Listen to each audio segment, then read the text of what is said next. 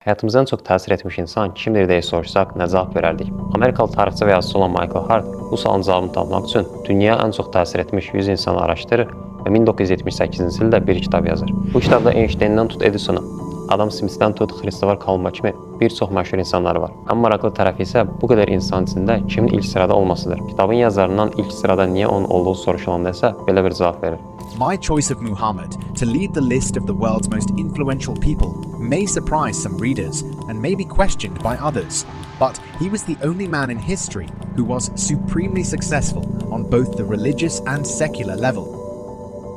Bundan 10 il sonra Qahirədə iştirak etdiyi bir tədbirdə yenə də ilk sırada Həzrət Muhammed sallallahu aleyhi və səlləmin olduğunu soruşurlar.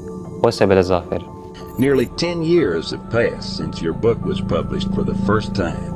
You ranked Prophet Muhammad #1 in your most influential people list. Do you still think he is in the same position? And Michael Hart answered, This is the first list of the influential people. Even if you add new people and the list goes up to 200 or 300 people, his position is permanent. When I first analyzed influential people, I established some basic criteria.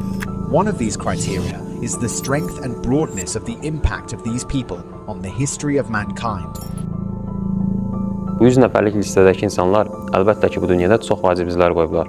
Bəzisi var ki, çox deməli iqtisadi teoriyalar yazıb, bəzisi var ki, çox böyük kəşflər edib və ya dövlət qurub. Ancaq bir nəfər var ki, dünyada həm güclü bir dövlət lideri olub, həm bütün dünya mədəniyyət, ədalət, insanlıq və əxlaq kimi bir çox sahədə örnək olacaq sahabələr yetişdirib. Həm də insanlığın ən təməl sualları olan biz kimik, haradan gəldik və hara gedəcəyik suallarına cavab verir. Bütün bunlara görə də dünyaya ən çox təsir etmiş 100 insan arasında ilk sırada əlbəttə ki, Həzrət Muhammed sallallahu aleyhi və səlləmdir.